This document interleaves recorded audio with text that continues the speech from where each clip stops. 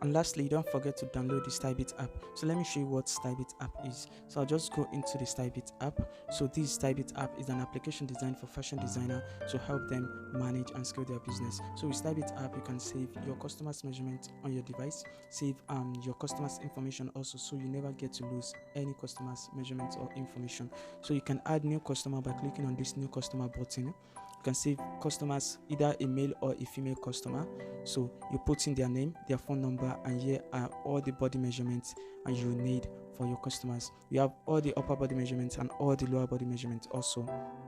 So moving on, this is where you can add new order. So you can add new order by selecting the customer that placed the order, put the number of item, the collected date, the date you collected the clothes, and the due date, the date you're supposed to deliver, the order summary, detailed description, and transaction value, which is the amount. Also, we have payment status, which we have here: fully paid, partially paid, or unpaid. We also have order status, which here we have recently booked, processing, ready, or delivered. So you select all that and you click on save. You can also send invoice to your customer to remind them about your pending payments, which from the home screen here you can see that I have 2 pending payments.